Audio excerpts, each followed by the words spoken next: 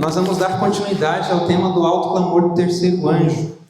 E lembram-se que eu tinha lido uma citação para vocês, que nós não tínhamos visto a resposta, o restante da citação. Então, nesse momento, nós vamos ver essa citação na íntegra e vamos dar continuidade de onde exatamente nós havíamos parado. A citação que nós tínhamos lido é justamente essa aqui. Dizia que tem se apoderado da igreja a lepra do quê? Do egoísmo. O Senhor Jesus Cristo curará a igreja dessa terrível enfermidade, se esta quiser ser curada. O remédio encontra-se aonde? No capítulo 58 de Isaías. Então, onde se encontra a cura para a enfermidade da lepra do pecado que tem se apoderado da igreja? No capítulo 58 de Isaías. E o que diz lá? Meditem em Isaías 58, porque ali está de fato, e nós vamos entender melhor na próxima palestra, que ainda será hoje à tarde, sobre como que isso pode acontecer, na verdade amanhã, como que Isaías 58 pode ser aplicado para nossas vidas, e como que Isaías 58 é uma verdade presente para os nossos dias também. Então é a cura para a lepra do egoísmo que se apoderou da igreja. E isso, para que nós possamos sair de Babilônia, nós precisamos ser curados plenamente desse egoísmo. Porque uma das acusações de Satanás em relação a Jó foi que Jó servia a Deus por quê? Porque Deus dava tudo para ele. Ou seja, Satanás estava dizendo, Jó serve a Deus por motivos egoístas. Porque Jó tem tudo de Deus. Deus favorece a vida de Jó de maneira tremenda. Olha que filhos lindos, quantas posses, quantos bens. Mas ficou demonstrado que Jó não serve a Deus por motivos egoístas. E olha que interessante, a história de Jó, ela é muito parecida com a história do remanescente nos últimos dias. Porque como estava a vida de Jó? Prosperidade, sim ou não? Um homem próspero. E nós vivemos em relativa prosperidade? Aqui no Brasil, então, como nós vimos, não. Aqui no Brasil não há situações difíceis, cataclismas, terremotos, coisas terríveis. Só que, de repente, na vida de Jó, ela é virada do avesso. E agora sobrevêm coisas terríveis sobre a vida de Jó. Contudo ainda, Jó permanece fiel. E Deus pega a vida de Jó e faz o que mais uma vez? Muda completamente a sorte de Jó. E em tudo isso Jó aprendeu uma coisa. Vamos ler em Jó, e é isso que a gente vai precisar aprender. Abram em Jó capítulo 42, verso 1 e 2. Então respondeu Jó ao Senhor dizendo, o que ele aprendeu? Bem sei eu que tudo podes, e que nenhum dos teus propósitos pode ser impedido, frustrado. Amém? É isso que nós precisamos aprender. Isso sobrevirá à igreja, à tempestade, à prova, para que nós possamos aprender o quê? Deus pode todas as coisas. Os propósitos de Deus não podem ser frustrados. Amém? Louvado seja Deus. A nossa certeza está nas promessas do Senhor. Ele vai mudar a sorte do remanescente de uma maneira como nunca na história. Encurralados por todos os lados pelo inimigo de Deus. Satanás com todas as suas hostes. A gente vai ver isso mais no tempo de angústia. Como que todas as hostes do mal estarão ordenadas para um propósito. Só que Deus pega e muda a sorte do remanescente, operando um grande livramento, com o retorno glorioso de Jesus Cristo, com milhares e milhares de anjos. Aquilo que parecia não haver escape, mas Deus tem um escape. Se Deus tem um escape para um cenário como esse, será que Ele não tem um escape para as tentações pequenas que nos sobrevêm hoje?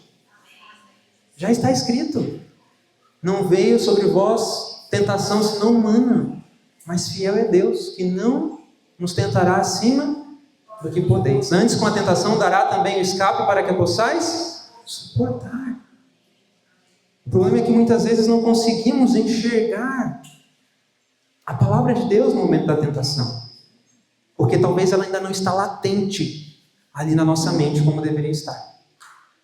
E sempre que nós caímos é porque nós soltamos o braço do Todo-Poderoso. Mas então Deus propunha a cura, e nós vamos ver uma mudança nesse cenário em relação à Igreja de Deus nos últimos dias. Nós tínhamos parado justamente nessa citação, mostrando que muitos adventistas eles vão tomar posição contrária à luz. Por quê? Porque não estão se humilhando, não estão permitindo a entrada de Jesus no coração por meio da confissão e do arrependimento. Olha aqui esse outro texto. Na manifestação desse poder que ilumina a terra com a glória de Deus, eles, os adventistas, só verão alguma coisa que em sua cegueira consideram perigosa, alguma coisa que despertará os seus receios e se disporão a resistir-lhe, visto que o Senhor não age de acordo com suas ideias e expectativas. Eles combaterão a obra. Por que, dizem eles, não reconheceríamos o Espírito de Deus se temos estado na obra há tantos anos? Isso já aconteceu na história da igreja, no passar dos anos. Isso já aconteceu e isso vai acontecer mais uma vez. Corremos o perigo de chegar a ser o quê? Uma irmã de quem? De Babilônia caída. E permitir que nossas igrejas se corrompam e se encham de todo o espírito imundo e alberguem toda a ave imunda e aborrecida. Queridos, o mundo está tão dentro da igreja que Deus mostrou que nós poderíamos correr o risco de sermos quase o quê? Irmãs de Babilônia. Será que hoje tem adventistas que buscam Babilônia para aprender como curar a sua doença? Tem. Buscando como lidar com a sua mente, com suas emoções, buscando Babilônia para saber lidar com isso? Tem. Como se não houvessem pessoas fundadas na palavra que pudessem te ajudar, ou mesmo ir direto à fonte. Então, infelizmente, nós temos colocado às vezes nossos filhos para aprender sobre Babilônia, em frente da televisão, nos celulares, para aprender magia, bruxaria, espiritismo. Então, nesse sentido, nós quase podemos chegar a nos tornar irmãs de Babilônia. Mas a igreja de Deus não é Babilônia, mas quase podemos nos tornar irmãs. É um perigo, é um risco. E por isso, porque a influência do mundo ela é muito forte.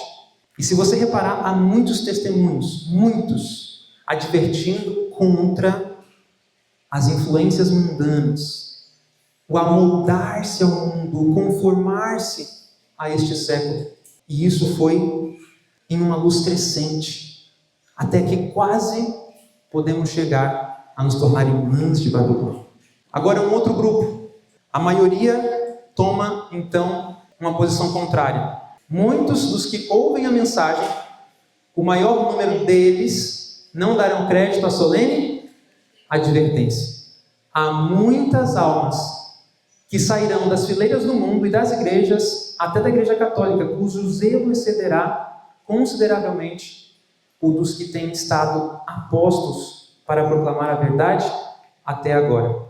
Multidões receberão a fé e unir-se-ão aos exércitos do Senhor. Muitas pessoas virão na hora 10ª para fazer parte do povo de Deus.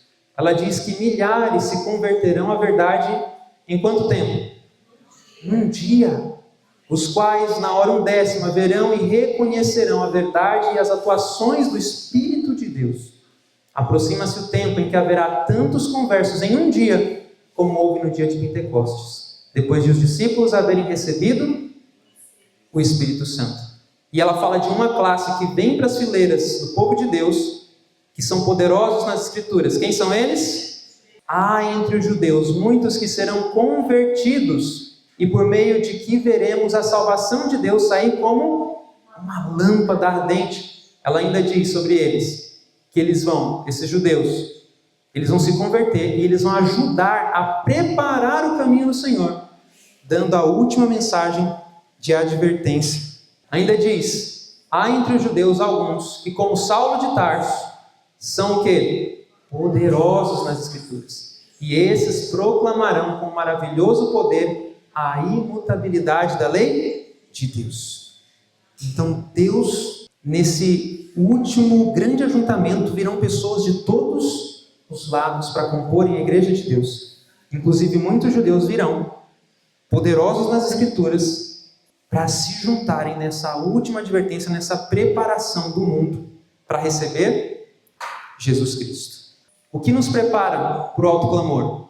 Apocalipse capítulo 3. Que mensagem nós temos ali? Aqui a igreja de Laodiceia.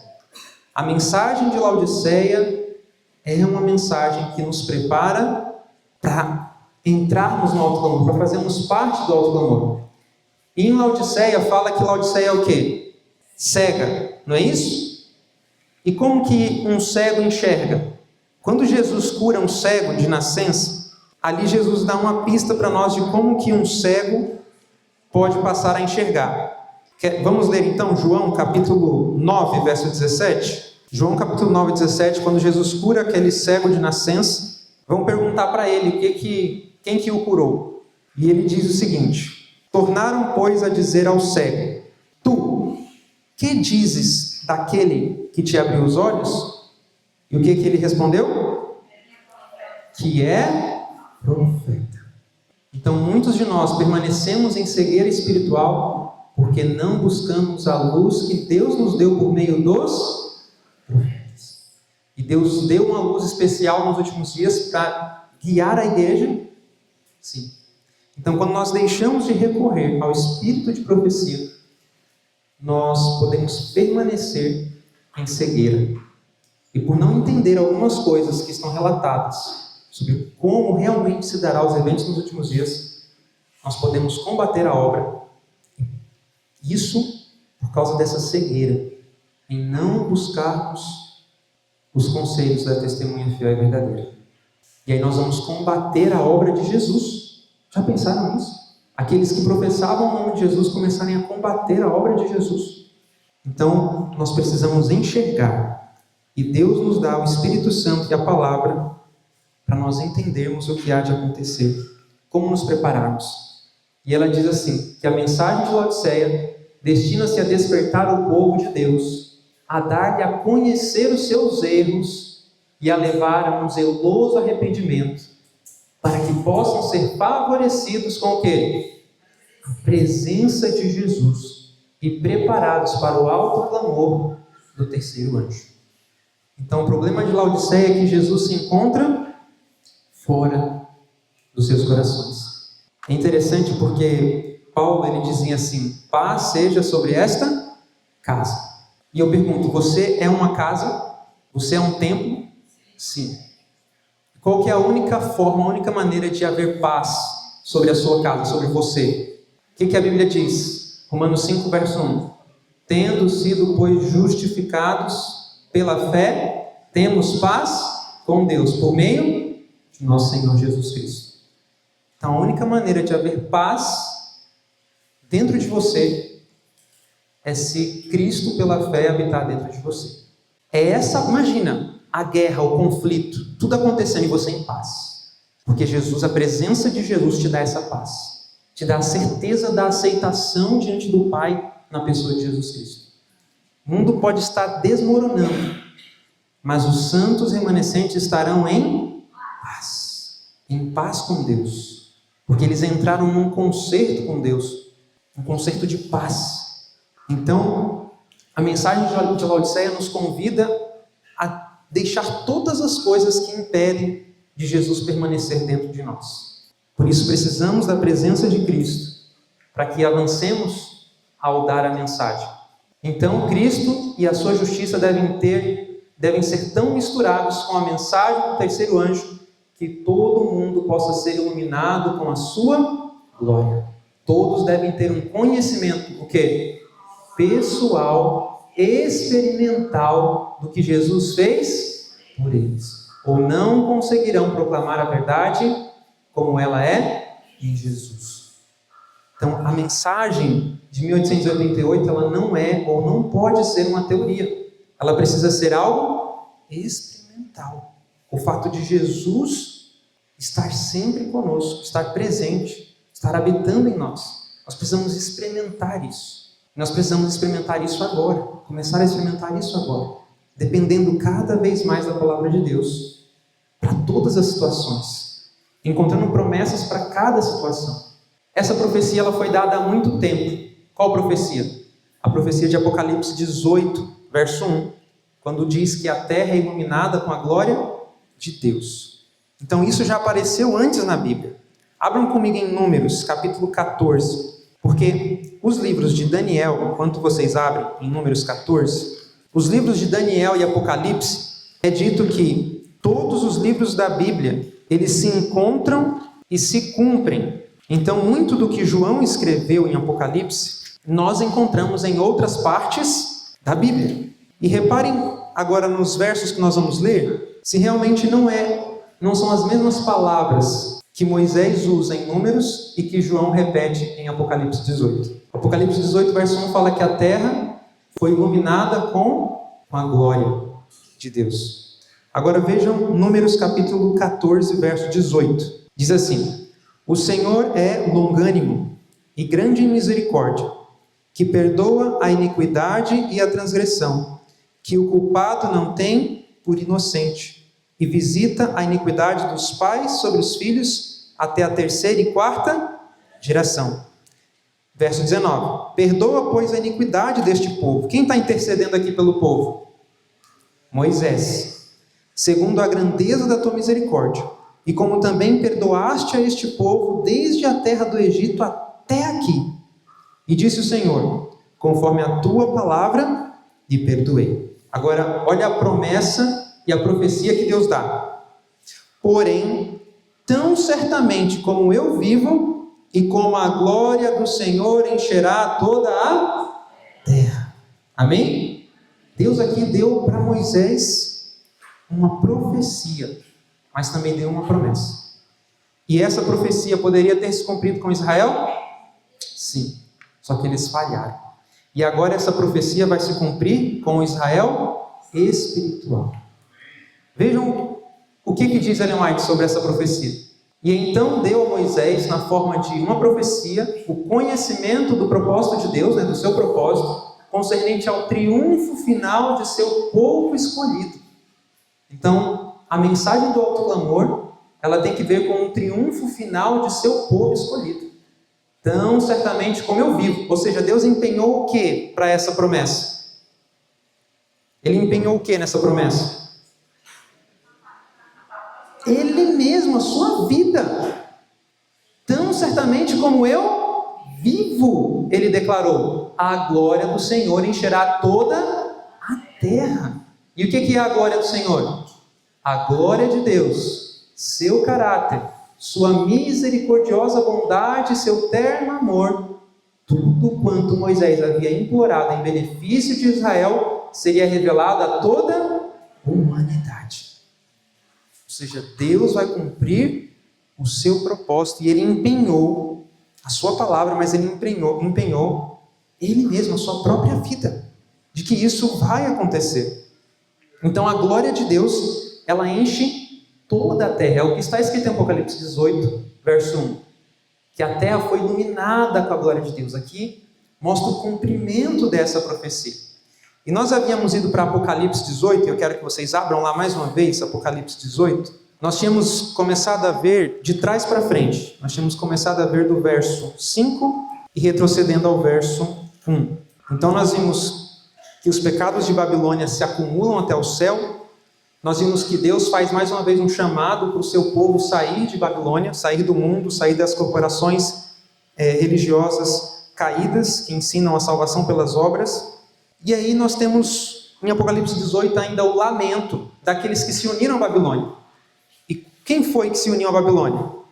Fala que todas as nações, os reis de todas as nações e os mercadores, todos estes se uniram a quem? A Babilônia, nesse seu empreendimento de estabelecer uma nova ordem mundial e trazer um dia de guarda, que é o domingo. E aí do verso 9 para frente nós temos a lamentação. Fala que os reis da terra que fornicaram com ela, que viveram em delícias, eles vão chorar, eles vão lamentar. Fala que os mercadores da terra também choram e lamentam. Ou seja, todos aqueles que se uniram, que investiram seus recursos. Pensem nos homens mais ricos da terra, que estão se unindo à Babilônia, que estão se unindo no mesmo propósito, no mesmo intento. Todo mundo está se unindo para combater a verdade, instigados por Satanás. Só que quando Babilônia cai, eles se veem totalmente desamparados. Eles se veem totalmente despreparados para enfrentar a ira de um Deus todo-poderoso. E isso já é tarde demais. Agora vejam, o que significa, voltando agora até o verso 1, o que significa a terra ser iluminada com a glória de Deus? Vamos ver alguns detalhes sobre isso então. Essa promessa foi se repetindo na Bíblia em outros lugares. Então nós temos, por exemplo, Salmo 72, 19, onde o salmista diz: e bendito seja para sempre o seu nome glorioso, o nome de Deus, e encha-se toda a terra do quê? Da sua glória. Aí nós temos agora Isaías, olha que interessante, quando Isaías tem aquela visão de Deus, e clamavam uns aos outros dizendo o quê? Santo, Santo, Santo é o Senhor dos exércitos. O que está escrito agora? Toda a terra está o quê? Ela está. Mas por que aqui fala que a terra vai ser iluminada? Aqui já se cumprindo a profecia. Porque essa profecia ainda está para se cumprir na proclamação do alto clamor. Mas Isaías já dizia que a terra toda está o quê?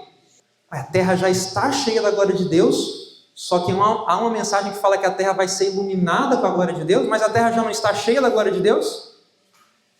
O que acontece aqui então? Se a terra já está cheia da glória de Deus, por que ainda haverá uma mensagem onde a terra será iluminada, será cheia, vai se encher com a glória de Deus? Aqui a gente começa a ver uma coisa interessante. Olha o que diz João 12, 43. E aqui está a resposta. Porque amavam mais a glória de quem? Dos homens do que a glória de Deus. A terra está cheia da glória de Deus? Sim. Só que os homens amam mais o quê? A glória dos homens do que a glória de Deus. Aí Deus precisa fazer notória a sua autoridade, o seu caráter de amor, para que os homens possam tomar uma decisão final e eles vejam que a glória dos homens não é nada. Por isso que a mensagem da justificação pela fé lança a glória do homem aonde? No pó.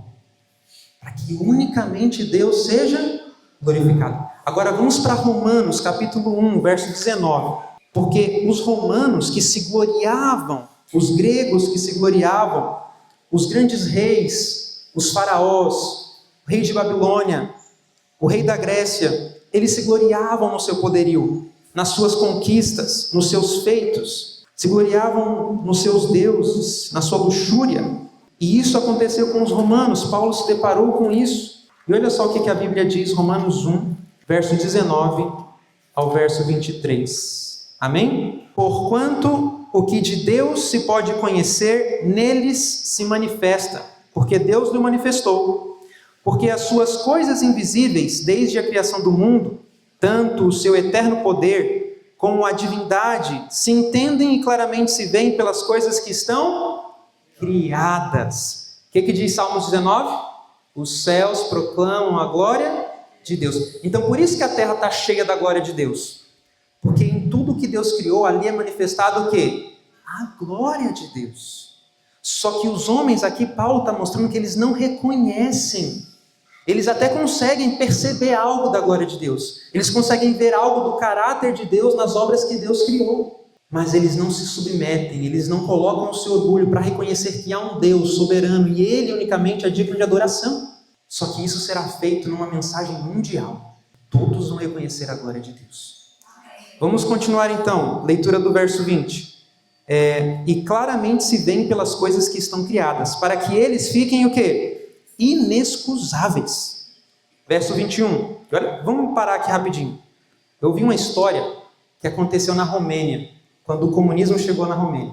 Até comentei com o irmão Ramon comentou isso comigo.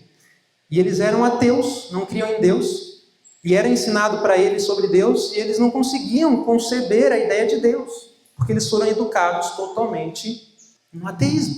Só que de repente, a esposa do sujeito, ela se pergunta, ela começa a se questionar por que existe o polegar.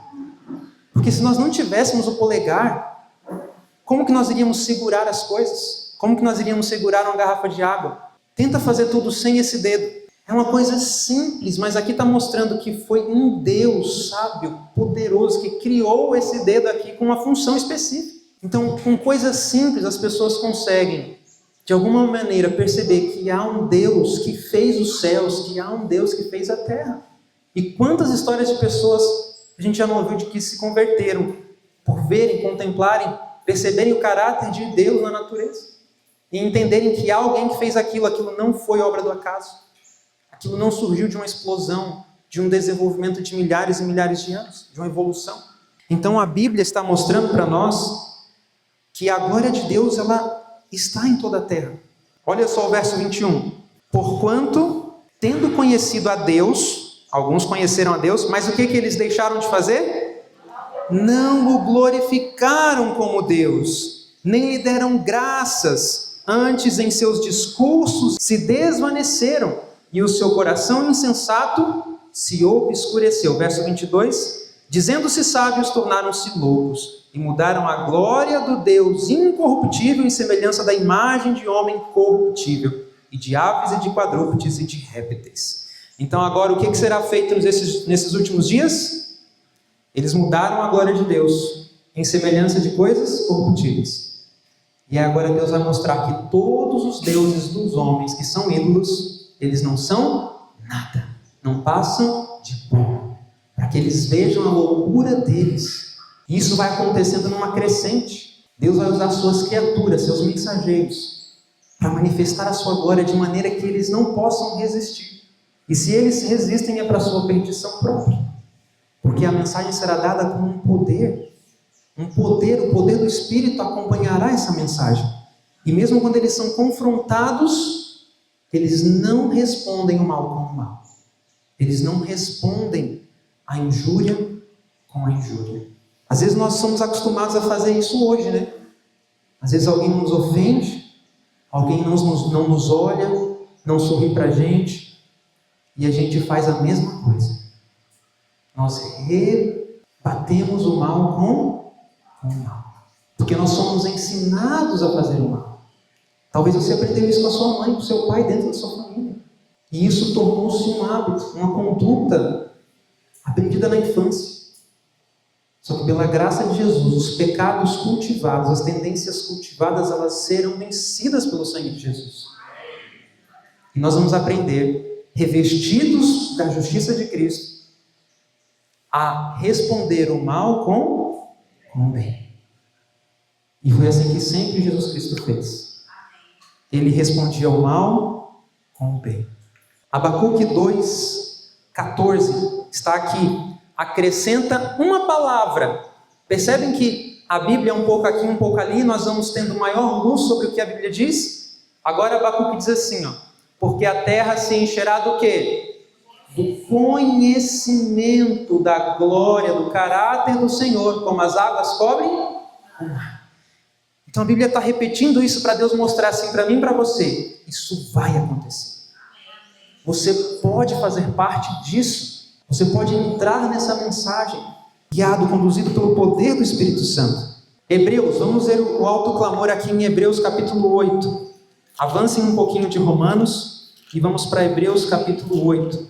Porque, repreendendo-os, lhes diz: eis que virão dias, diz o Senhor, em que com a casa de Israel e com a casa de Judá estabelecerei o quê?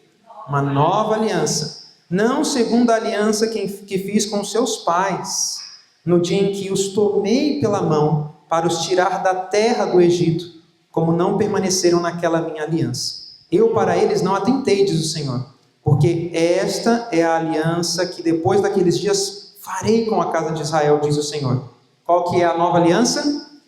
Porei as minhas leis no seu entendimento, e em seu coração as escreverei. E eu lhes serei por Deus, e eles me serão por povo. Agora olha o verso 11. Quando a lei, Deus prometeu, eu vou escrever a lei no teu coração. Quando ela estiver no nosso coração, o que acontece? Verso 11. E não ensinará cada um a seu próximo, nem cada um ao seu irmão, dizendo: conhece o Senhor? Por que isso não vai acontecer?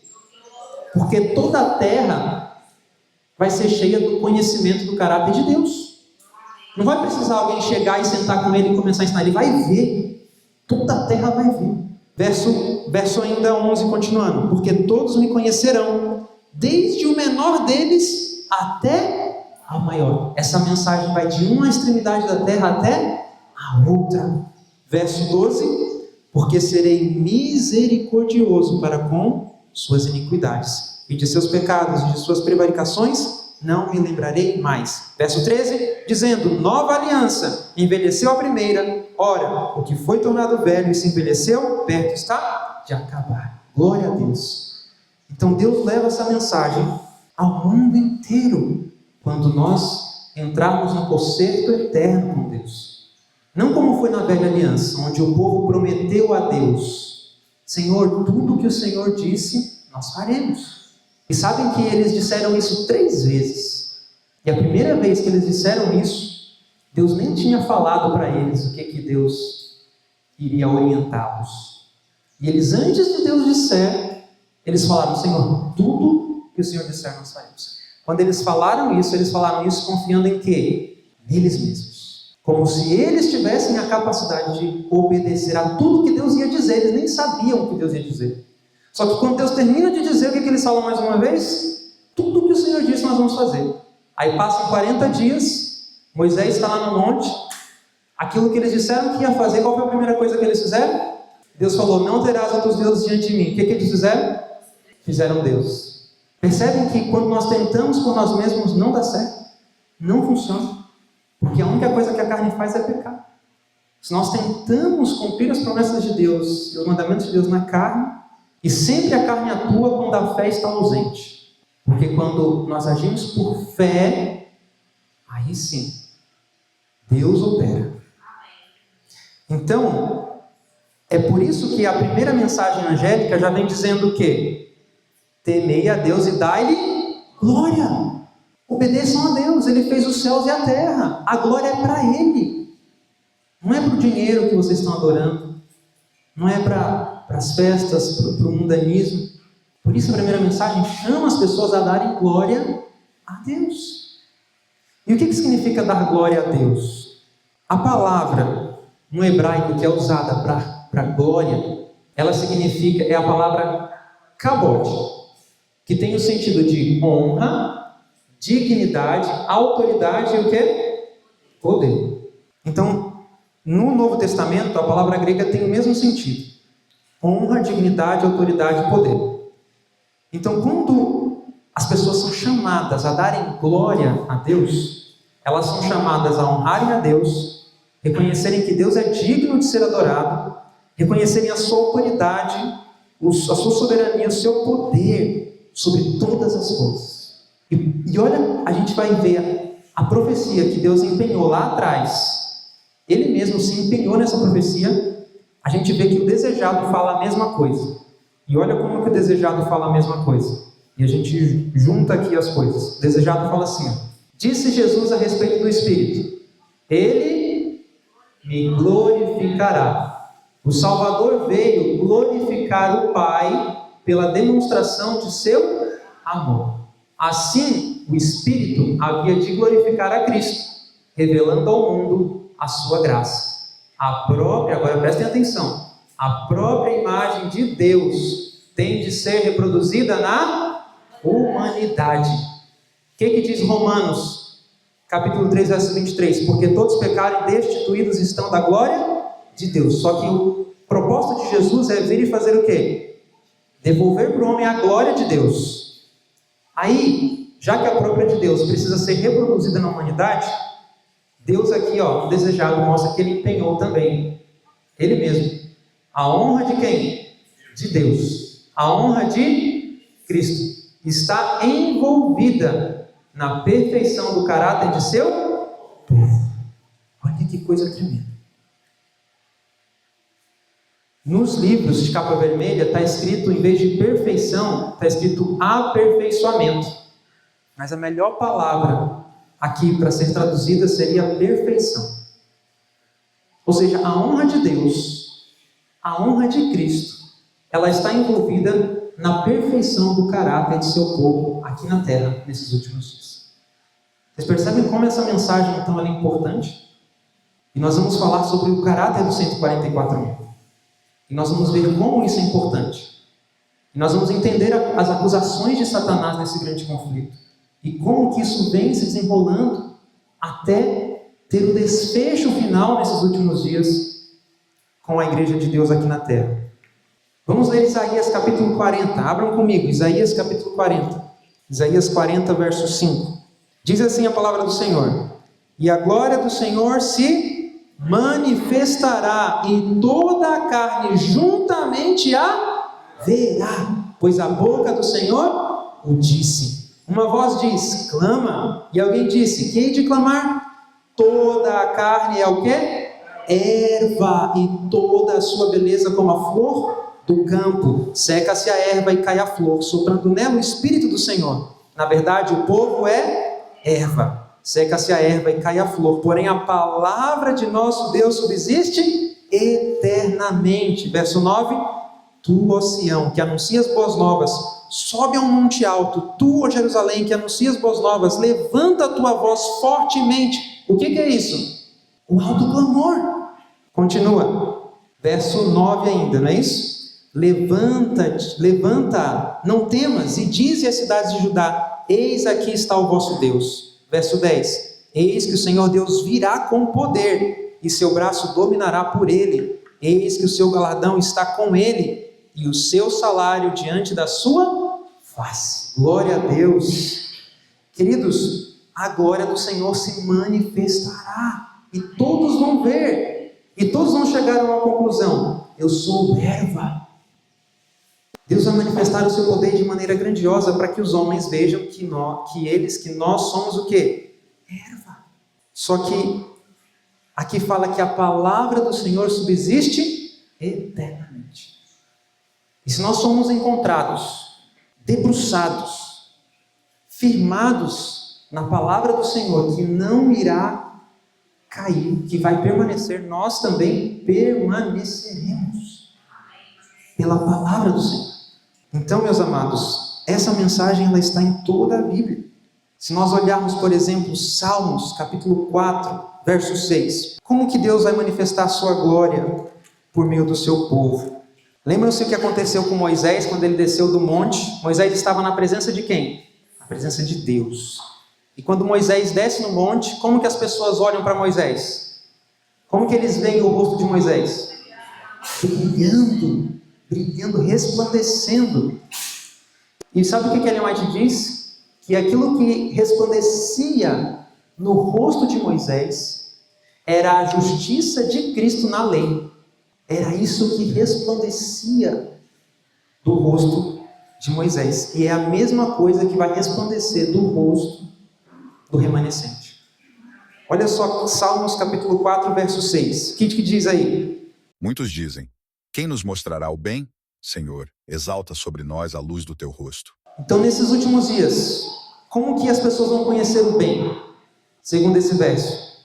Aí diz: Senhor, exalta sobre nós a luz do teu rosto. Agora vamos avançar. Salmo 67, verso 1. Aqui nós conhecemos, foi a bênção sacerdotal que o salmista repete. Verso 1 diz assim: Deus, tenha misericórdia de nós e nos abençoe, e faça resplandecer o seu rosto sobre nós. Com qual propósito? Para que se conheça na terra o teu caminho, e entre todas as nações a tua salvação. Então Deus vai levar seus instrumentos com os rostos iluminados. O grande conflito fala que eles saem com santa consagração. Deus exalta o seu rosto sobre eles. Eles estavam na presença de Deus, viviam na presença de Deus. Foram favorecidos com a presença de Jesus. E a presença de Jesus, o Caminho a Cristo diz que nós podemos sentir a presença pessoal de Jesus Cristo. Às vezes dá um arrepio quando Jesus se manifesta. A presença de Jesus. Porque nós estamos entrando em comunhão com Ele. E nós podemos sentir a presença pessoal de Jesus. E aí a gente conclui com o Salmo 17, 15. Então volta para o Salmo 17 E o verso 15. Quanto a mim, contemplarei a tua face aonde? Na justiça. Eu me satisfarei da tua semelhança quando acordar. Queridos, olha que coisa incrível. Pergunto, há satisfação na presença de Deus, sim ou não? Amém, glória a Deus. Há plena satisfação na presença de Deus. A Bíblia fala que aquele que possui o temor do Senhor é satisfeito. E nós, às vezes, andamos insatisfeitos com as coisas na vida. Insatisfeito porque não tem aquele carro, porque não tem aquela casa, porque talvez ainda não tenha aquele sítio no campo. Insatisfeito com a roupa que está vestindo. Há uma insatisfação saudável, que é aquela que busca sempre por melhor, sempre por mais.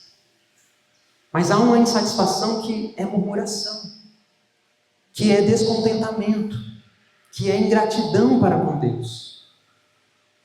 Então nós precisamos aprender a dar graças em tudo, a nos satisfazer em quê? Em contemplar a face de Deus na justiça. E quem que é a justiça? A Bíblia fala que Cristo é a justiça nossa. E quando nós olhamos para Cristo, quando nós passarmos tempo de fato olhando para Cristo, nossos rostos serão iluminados, eles brilharão, refletirão a justiça de Cristo na lei, porque a lei vai estar dentro do coração, Cristo vai estar dentro do coração. Isso vai se refletir. E o mundo vai ser literalmente iluminado, porque os rostos dos mensageiros irão brilhar.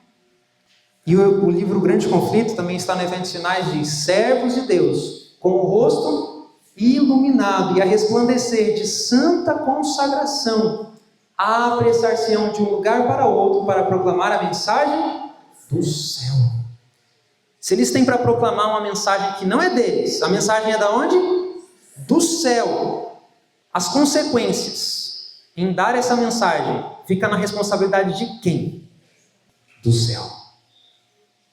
Não preciso temer o que me sobrevirá, porque a responsabilidade é de Deus. Ele vai cuidar de nós. Ele vai providenciar o livramento. Então, meus amados, não há nada a temer. O único temor que precisa existir dentro de nós é o temor de Deus.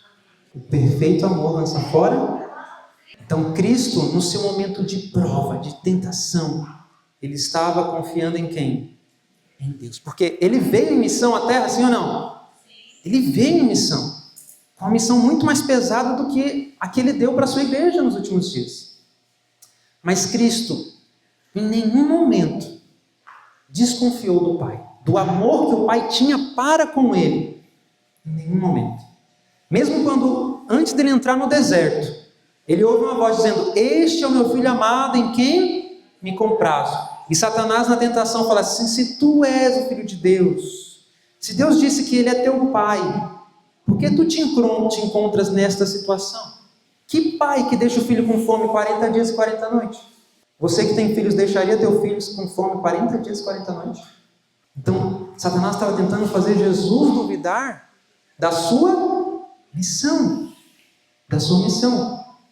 Então, queridos, nós não podemos duvidar, porque Deus tem a responsabilidade, Ele tem a direção da sua igreja, da sua obra em suas mãos. Glória a Deus. Vejam só o que diz Hebreus 1:3. Porque se Cristo é a justiça, a gente precisa então refletir a Cristo, o qual, sendo o resplendor da sua glória, quem que é o resplendor da glória de Deus? Jesus, e a expressa imagem da sua pessoa.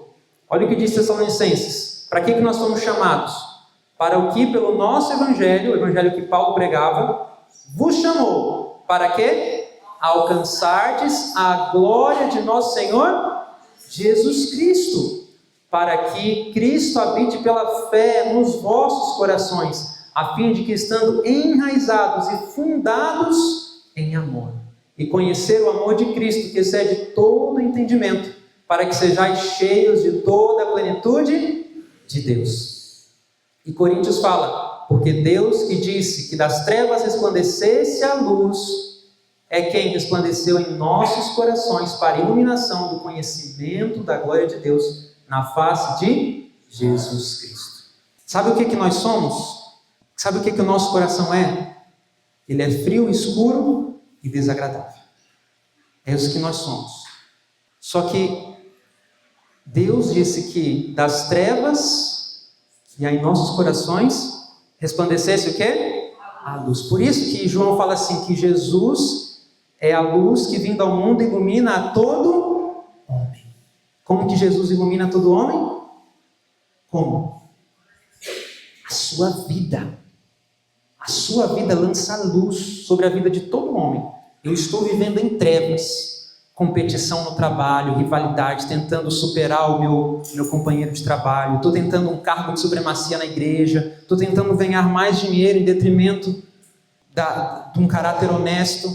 E aí tudo isso é trevas espirituais. Estou guardando mágoa do irmão, estou tentando fazer o mal para o meu vizinho, me vingar do meu vizinho porque ele fez algo para mim. Tudo isso é trevas espirituais. Nosso coração é frio, escuro e desagradável. A gente tem nojo das pessoas, a gente se afasta das pessoas que estão em certas condições, a gente recua por um senso talvez de superioridade. Tudo isso é trevas espirituais.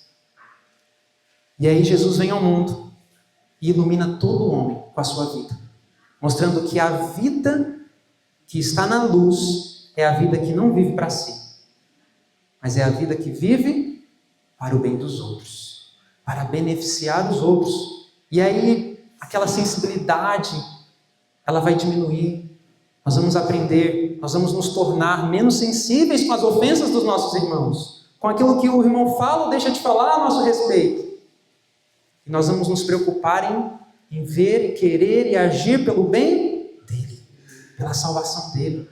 Então, Cristo resplandece em nós, ele vem, habita, e a Bíblia promete que seremos tomados cheios de toda a plenitude de Deus. E quando isso acontece, quando nós somos cheios de toda a plenitude de Deus, vai acontecer o que aconteceu em Crônicas. Vamos abrir em 2 Crônicas, capítulo 7. E essa história se repete. E acabando Salomão de orar, desceu o quê? Fogo do céu e consumiu o holocausto e os sacrifícios. E o que aconteceu? E a glória do Senhor encheu a casa. E os sacerdotes não podiam entrar na casa do Senhor, porque a glória do Senhor tinha enchido a casa do Senhor. E o verso 3: e todos os filhos de Israel, vendo descer o fogo e a glória do Senhor sobre a casa, encurvaram-se com o rosto em terra sobre o pavimento, e o rosto em terra, e adoraram, e louvaram ao Senhor, dizendo: porque Ele é bom, porque a sua benignidade dura para sempre. Isso vai se repetir. A casa de Deus foi cheia do quê? Da glória de Deus. Então, quando cada crente for cheio de toda a plenitude de Deus, da glória de Deus, do caráter de Cristo, aí o mundo também é cheio da glória de Deus. E o que acontece? Acontece que as pessoas que verem isso, elas vão adorar o Deus verdadeiro. Elas vão reconhecer que Deus é bom, porque a sua benignidade dura para sempre. Mas mesmo assim, como a gente viu, muitos vão recusar. Não porque Deus não pode alcançá-los com todo esse poder, mas é porque eles mesmos se colocaram para além do limite onde poderiam ser alcançados. E eles não são alcançados. Mas Deus manifesta a sua glória, enchendo cada casa. Você é uma casa, você é um templo. Deus quer te encher com a presença dele, para que nós, unidos em amor, unidos em Cristo, na fé da mensagem do terceiro anjo, possamos levar essa mensagem ao mundo e encher agora o mundo com a glória de Deus. E aí a gente vai concluir falando sobre a mensagem da colheita, porque Deus conta tudo isso por meio da agricultura. Deus conta tudo isso que nós vimos aqui agora por meio da agricultura. E aí a gente vai terminar então falando sobre a mesma coisa no contexto da agricultura. Olha só o que diz Isaías. E vejam se não é a mesma coisa. Isaías 27, 5 e 6. Aqui é uma promessa que o remanescente clama. O grande conflito, Ellen White traz isso daqui. Ou que se apodere da minha força e faça paz comigo. Eles clamam isso no tempo de angústia. Sim, que faça paz comigo. Dias virão em que Jacó lançará raiz. Aqui já entra a linguagem da agricultura, sim ou não? Jacó lançará raízes. E florescerá e brotará quem? Israel. Mudança de nome, de caráter. E o que vai acontecer então? Encherão de fruto o quê? A face do quê? Do mundo. A face do mundo. Lembram-se o que Jesus disse? João 14. Nisto é glorificado meu Pai, em que deis muito fruto. Então o que é o fruto? Gálatas 5, o fruto do Espírito. Cheios do Espírito, de toda a plenitude, cheios de todo amor, de toda paciência, de toda bondade, de toda fidelidade, de toda mansidão, de todo domínio próprio, de toda temperança. Cheios do amor de Deus. E eles enchem então a face da terra de fruto. E olha como continua. Oséias 14, 8 diz assim, Deus fala assim para Israel, para Judá: de mim é achado o teu fruto. O fruto que há em nós é de quem? É de Deus.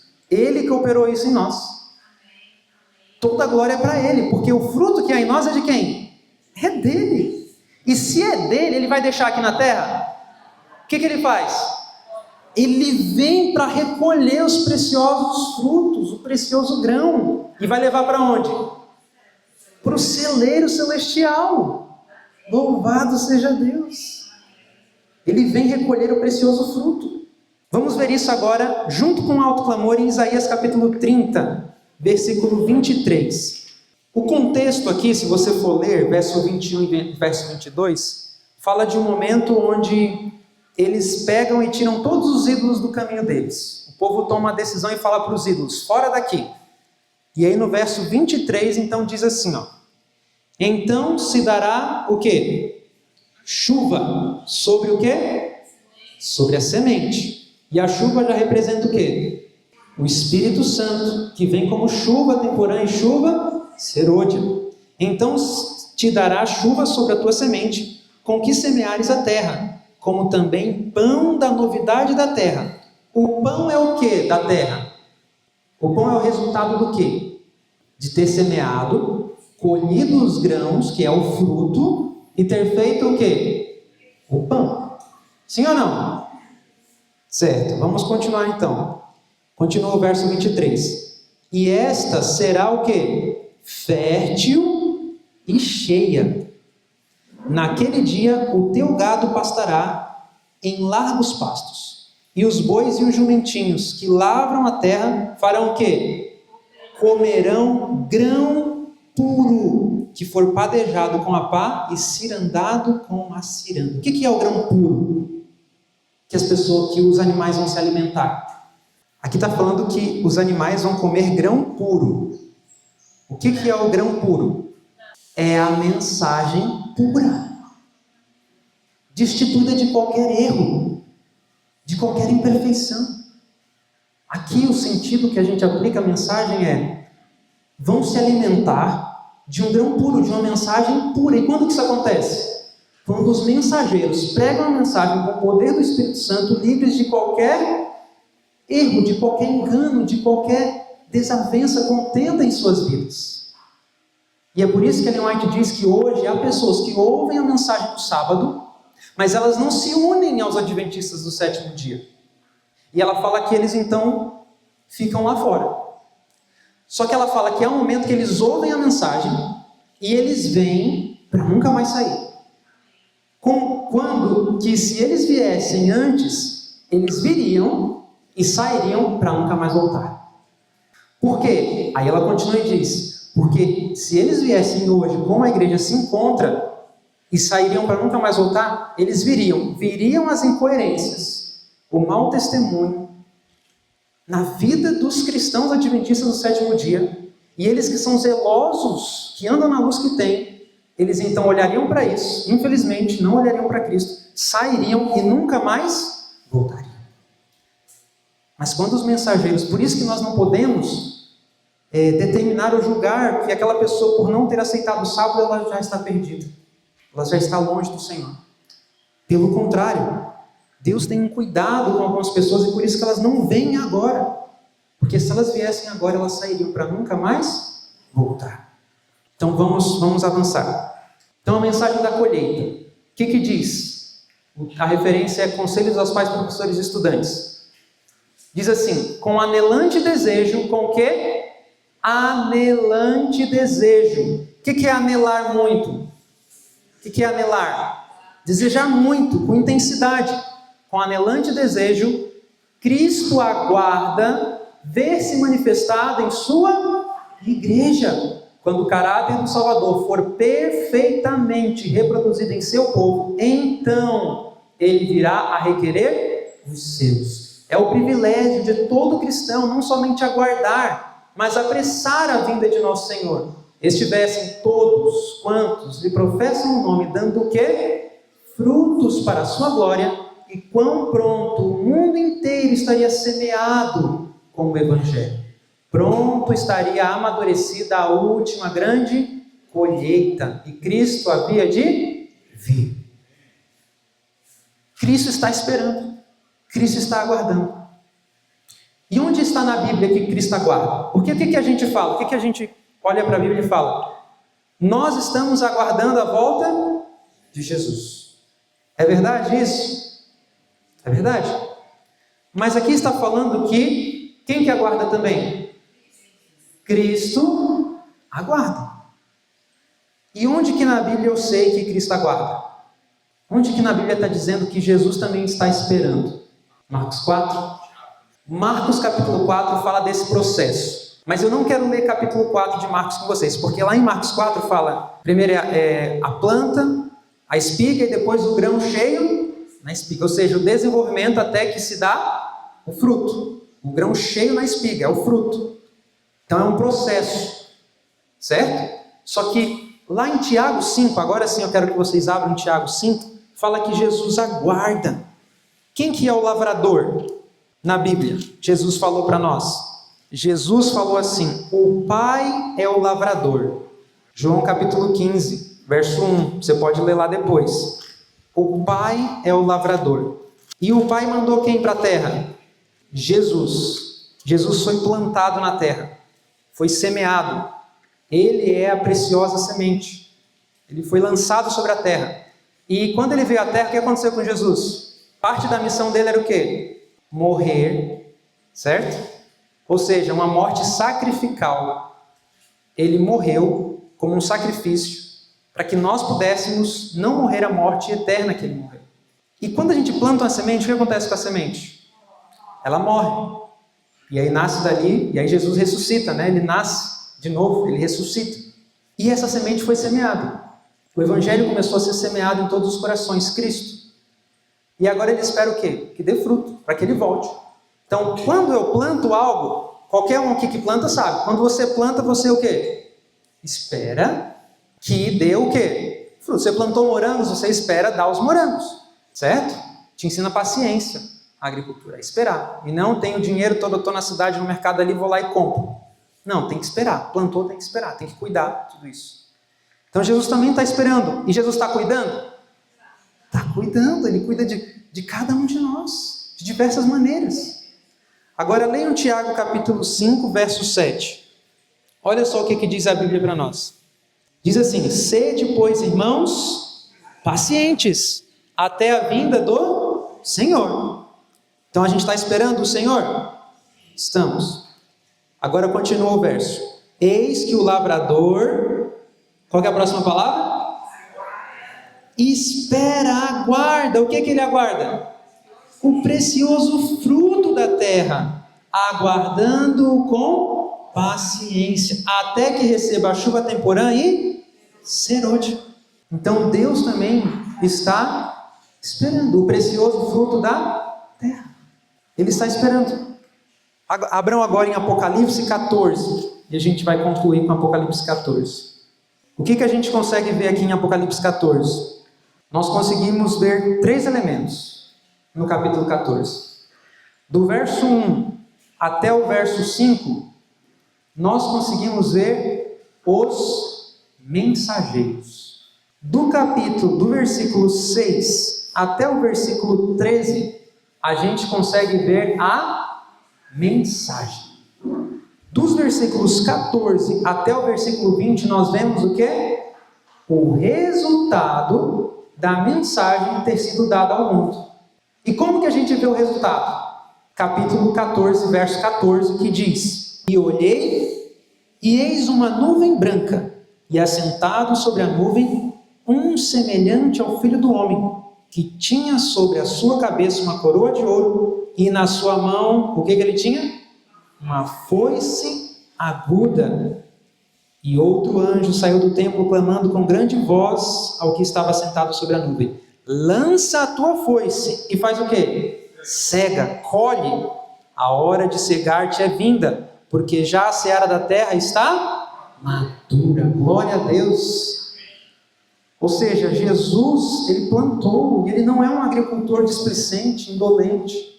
Ele plantou, mas ele cuida, e ele virá recolher os preciosos frutos aqui da terra. Ele virá recolher cada um daqueles que confiaram no sacrifício de Cristo de todo o seu coração, que internalizaram todas as promessas de Deus como sendo suas, como sendo para mim mesmo. Então aí em Apocalipse nós conseguimos ver esse desfecho final. Então, meus amados, que em nome de Jesus nós possamos estar nos preparando para essa grande colheita. Que nós permitamos que Deus termine a obra que Ele começou em nós. Paulo diz que nós somos lavoura de Deus, edifício de Deus. Então, que não haja em nós contendas, mas que nos permitamos ser lavrados pelo Senhor, ser podados pelo Senhor. E esses momentos são oportunidades para que o Senhor trabalhe, para que o Senhor nos mostre, para que o Senhor nos desperte. E como diz em Isaías 60, que assim nós possamos levantar-nos e resplandecer. Então que o Senhor nos fortaleça, nos ajude com as suas promessas cada dia.